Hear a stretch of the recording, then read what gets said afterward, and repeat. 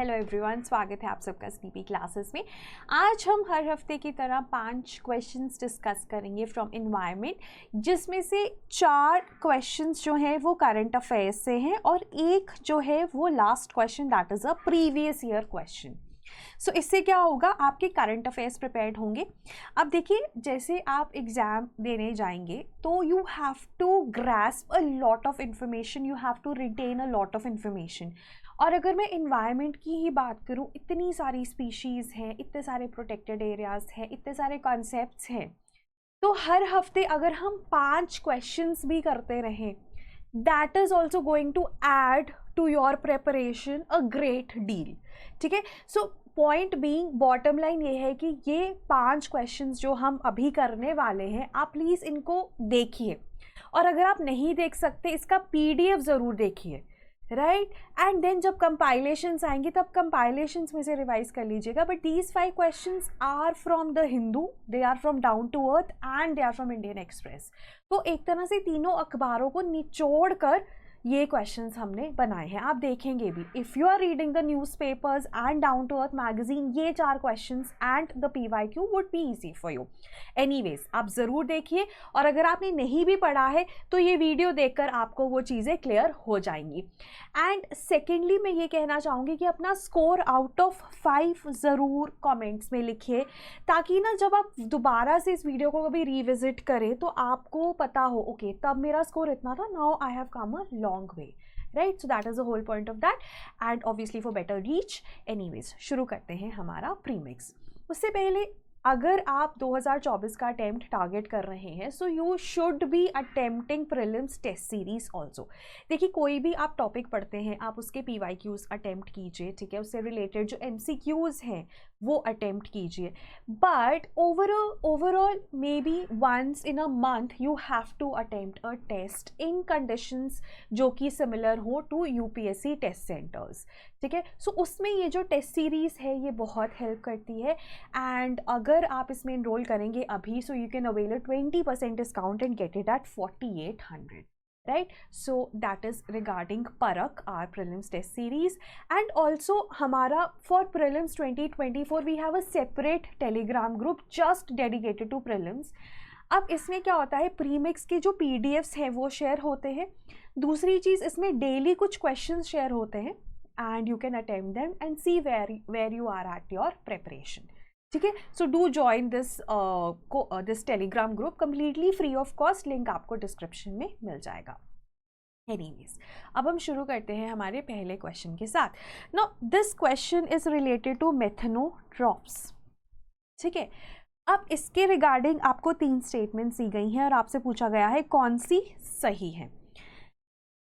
पहली स्टेटमेंट है, they are eukaryotes, they metabolize methane as their source of carbon and chemical energy. They grow best when the methane concentration is around 500 ppm, right?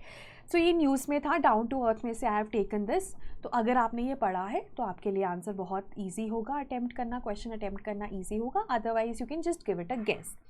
Well, इसका जो correct answer है that is A. इसमें सिर्फ एक statement है वो सही है, और वो कौन सी है, सेकंड स्टेटमेंट। देखिए, जो हमारे पास मेथनोट्रॉफ्स हैं, ठीक है, मेथनोट्रॉफ्स जिसकी हम बात कर रहे हैं, एंड हमारे पास ना एक मिथेनोजेंस होते हैं, दोनों are related to methane. No both of them are prokaryotes. Pro का मतलब होता है प्रिमिटिव, कैरियोट का मतलब होता है न्यूक्लियर मटेरियल। तो इनमें प्रिमिटिव न्यूक्लियर मटेरियल है जिसको हम न्यूक्लियोइड भी कहते हैं। और इसमें ना आपके पास बैक्टीरिया और साइनोबैक्टीरिया, ये 2 कैटेगरीज आती हैं प्रोकैरियोट्स में, ठीक है। अब कंपेयर करो यूकैरियोटा से। यू का मतलब होता है न्यू कैरियोटा और nuclear material, that is they have nucleus, ठीक है। अब इसमें प्लांट्स, एनिमल्स, फंगाई सब हमारे यूकैरियोट्स में आते हैं। अब जो मेथनोट्रॉप्स हैं या जो मिथेनोजेंस है, both of them are prokaryotes, पहली चीज़। अब मेथनोट्रॉफ क्या करते हैं, they utilise methane as their source of food और एनर्जी। मतलब कि वो मीथेन को यूज़ करते हैं, वो मीथेन को मेटाबोलाइज करते हैं, उससे जो एनर्जी निकलती है उससे उनके बॉडीली फंक्शंस चलते हैं, ठीक है। So that is a methanotroph. So they metabolize methane as their source of carbon, as their source of energy. ठीक है, that is the whole point. So that is why this statement is correct. This is wrong because they are prokaryotes. Now अब ये वहाँ पर मिलेंगे जहाँ पर methane होगी. ठीक है, अब ये बेस्ट वहाँ पे ग्रो करते हैं जहाँ पे ना मीथेन की कॉन्सेंट्रेशन 5000 से 10,000 ppm के बीच में है. ये चीज़ आपको ध्यान में रखनी है. तो ये स्टेटमेंट हमारी गलत हो जाती है because they grow best when the concentration of methane is around 5000 ppm. ठीक है, अब ये तो हो गया हमारा main regarding this question. Now when we come to methanotrophs, obviously आपको पता है कि जो मीथेन है that is the second most important green house gas after carbon dioxide. तो ग्रीन हाउस गैस है तो ग्लोबल वार्मिंग में बहुत बड़ा रोल है. तो हम इसको कम करने की बात करते हैं. अब जहाँ पे मीथेन प्रोड्यूस हो रही है राइट, वहाँ पे हम मेथनोट्रॉप्स लगा देते हैं, उनका कल्चर करते हैं, उनको ग्रो करवाते हैं, प्रॉब्लम सॉल्व. लेकिन ये प्रॉब्लम क्यों सॉल्व नहीं होती? क्योंकि नॉर्मली जहाँ पे मीथेन प्रोड्यूस हो रही है वो प्रोड्यूस होती है 500 ppm की रेंज में. ठीक है, और ये काम करते हैं बेस्ट 5000 ppm की रेंज में. तो वहाँ पे मिसमैच हो जाता है. तो रिसेंटली हमें पता चला कि एक स्पीशीज़ है मिथाइलो 2V माइक्रोबियम. ठीक है, ये जो हमारी स्पीशीज़ है ना, it grows best at 500 ppm. तो जहाँ पर नॉर्मल जो हमारे पास कंडीशंस है जहाँ पे मीथेन प्रोड्यूस हो रही है वहाँ पे कॉन्सेंट्रेशन इतनी ही रहती है, it revolves around 500 to 1000 ppm. तो वहाँ पर ये अच्छे से ग्रो कर पाता है, तो वहाँ पर ये मीथेन को मेटाबोलाइज कर लेगा. So it can serve as a promising candidate for methane removal technology. ठीक है, सो नॉर्मली जो मेथनोट्रॉफ्स होते हैं they grow around where the concentration of methane is 5000 to 10,000 ppm. ठीक है, लेकिन नॉर्मल जहाँ पे हमारे पास मीथेन प्रोड्यूस हो रही है वहाँ पर वो 500 ppm के आसपास रहती है. तो ये मिसमैच था जिसको अब ये नए स्पीशीज़ ने एक तरह से सॉल्व कर दिया है. ठीक है, so it is methylo 2V microbium right. So that is the thing. उसके बाद इट इज़ ऑल्सो, अब ये बैक्टीरिया है ना, it also comes, it is a prokaryotic organism. Prokaryotes में बैक्टीरिया, और बैक्टीरिया में भी अगर आप इसको थोड़ा सा और डिफ्रेंशिएट करना चाहो तो ये ग्राम नेगेटिव बैक्टीरिया है.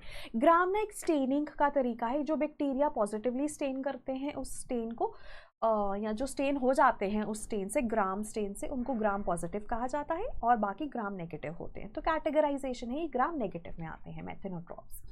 उसके बाद एक होते हैं मिथैनोजेंस. अब मिथैनोजेंस क्या होते हैं? जो मीथेन को प्रोड्यूस करते हैं.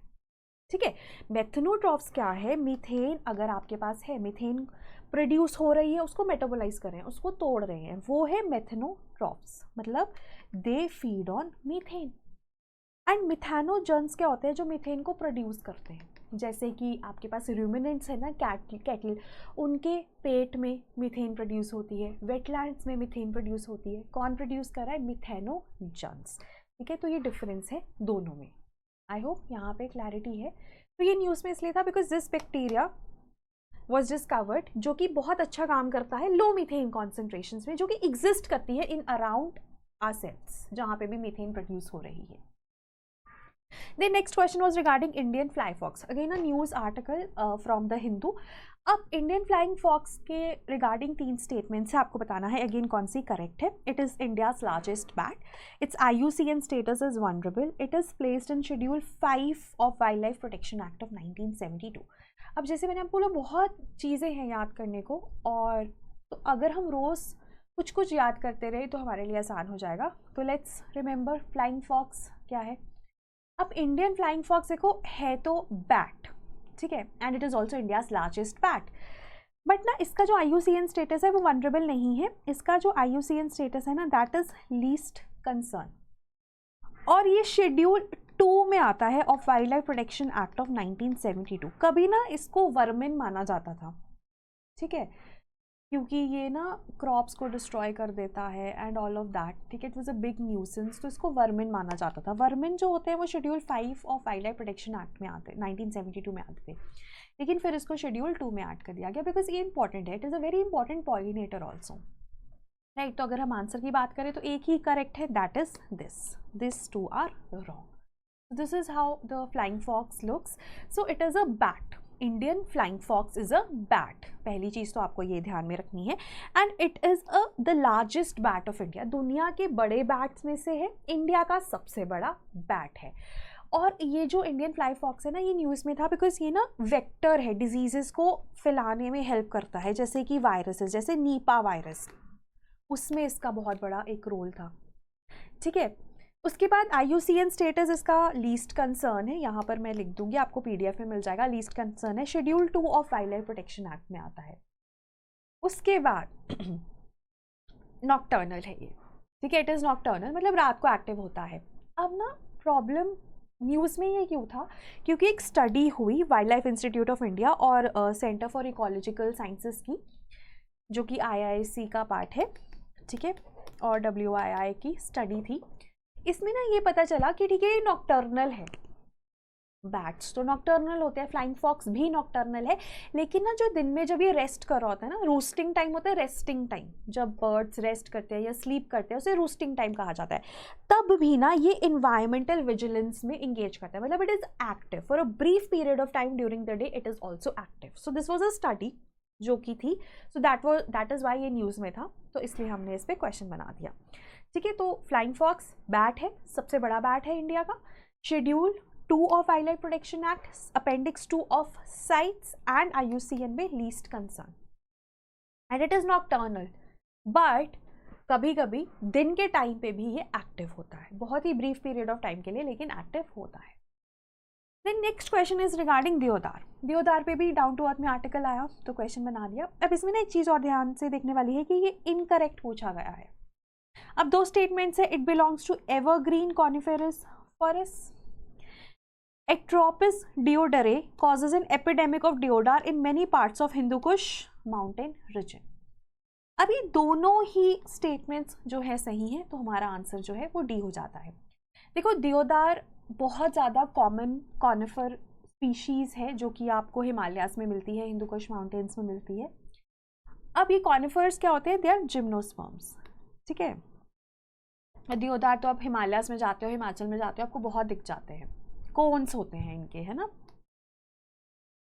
अब ये ना बहुत डिमांड में रहते हैं क्योंकि इनका टिम्बर बहुत अच्छा है, मेडिसिनल क्वालिटीज़ है, राइट, और रिलीजन में भी यूज़ होता है। अब ये क्यों न्यूज़ में है, क्योंकि ऐसा माना जाता है क्लाइमेट चेंज की वजह से ना इनका जो नंबर है, इनकी जो डिस्ट्रीब्यूशन है वो काफ़ी कम हो जाएगी, स्पेशली लो और मिड लैटिट्यूड रीजन्स में। अब देवदार जो है ना पहाड़ों पे मिलता है, और उन जगहों पर इसलिए मिलता है बिकॉज वहाँ पर ना बारिश हो रही है, मॉनसून्स में, समर में मॉनसून्स में, और विंटर्स में वेस्टर्न डिस्टर्बेंसेस की वजह से, तो ना थ्रू आउट मॉइस्चर रहता है। अब क्लाइमेट चेंज की वजह से बारिश कम हो रही है, मॉइस्चर कम हो रहा है, तो इनका नंबर भी कम हो रहा है।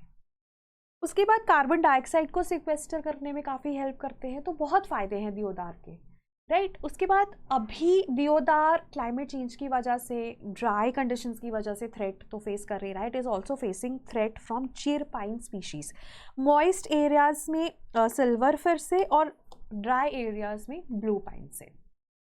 उसके बाद जो सेकेंड स्टेटमेंट थी कि देवदार का ना एक इंसेक्ट भी है जो इसके ऊपर अटैक करता है, which leads to an epidemic only, ठीक है, इतना ज़्यादा अटैक करता है कि एपिडेमिक ही कॉज कर देता है। अब ये इंसेक्ट क्या है, एक डीफोलिएटर। डीफोलिएटर वो इंसेक्ट्स होते हैं जो पत्तों को और नीडल्स को खा जाते हैं।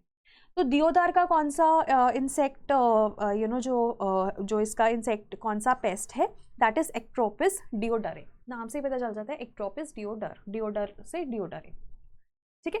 तो ये यंगर क्रॉप्स को इम्पैक्ट करता है। तो पॉइंट ये है कि देवदार क्लाइमेट चेंज की वजह से इम्पैक्ट हो रहा है, कंपटीशन फ्रॉम अदर स्पीशीज़ की वजह से इम्पैक्ट हो रहा है, और इंसेक्ट दैट इज एक्ट्रोपिस की वजह से इम्पैक्ट हो रहा है, राइट। उसके बाद नेक्स्ट क्वेश्चन है sun bear. This was an article in the Hindu, not directly related to environment. उसमें जो सन बियर है, चाइना के एक सन बियर की कहानी है कि कितना वो ज़्यादा कम्युनिकेट करते हैं, ठीक है। अब देखो, sun bear is also it is also one of the species which is found in India. Anyways पहले हम क्वेश्चन कर लेते हैं। 3 स्टेटमेंट से करेक्ट पूछा गया है। It is not found in India, वो मैंने अभी आपको बता दिया कि it is found in India.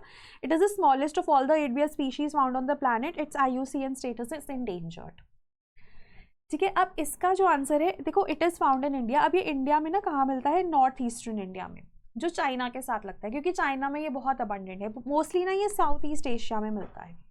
It is one of the 5 species of bear which are found in India.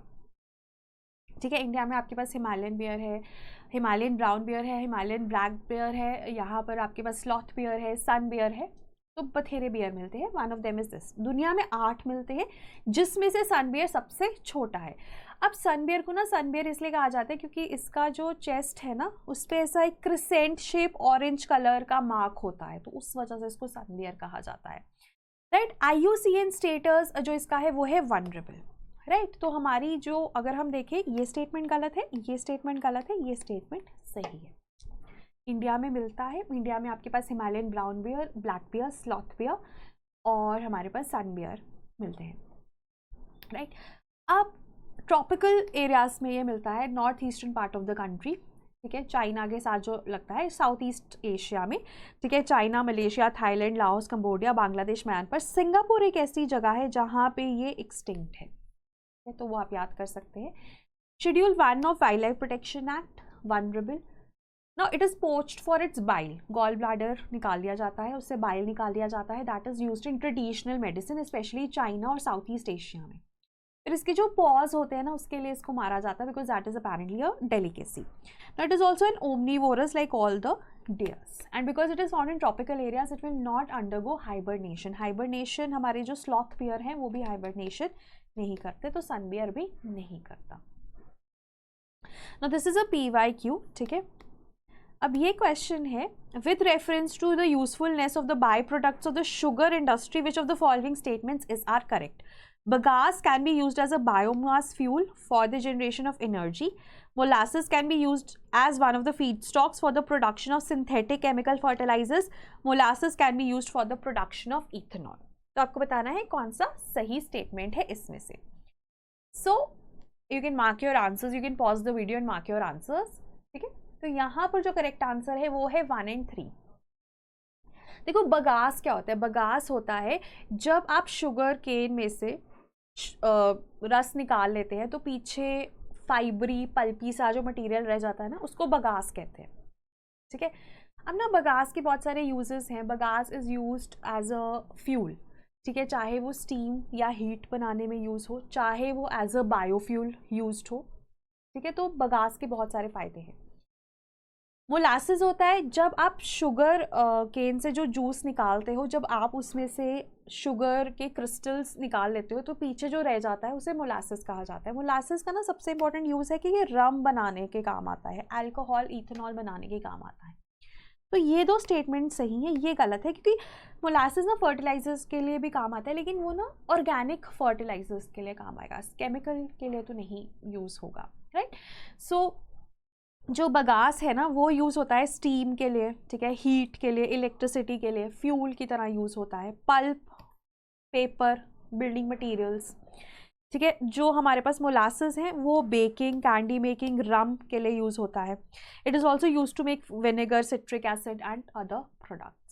तो डिफरेंट चीज़ों में मोलासेस और जो बगास है वो यूज़ होते हैं। तो शुगर इंडस्ट्री में आपके पास बगासेस भी बनते हैं क्योंकि ऑब्वियसली जब आप जूस निकाल लोगे तो पीछे जो रह जाएगा वो बगास होगा, और जब आप क्रिस्टल्स निकाल लेते हो शुगर के from the syrup, then whatever remains behind is molasses. So both of them are by products of sugar industry but they have their own uses, right.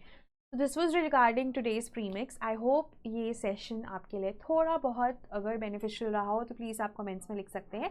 And कोई भी डाउट है किसी भी तरह का in any which question, you can mention that in the comments as well, right. That was all from my side. Have a great day ahead and all the best for your preparation. Thank you.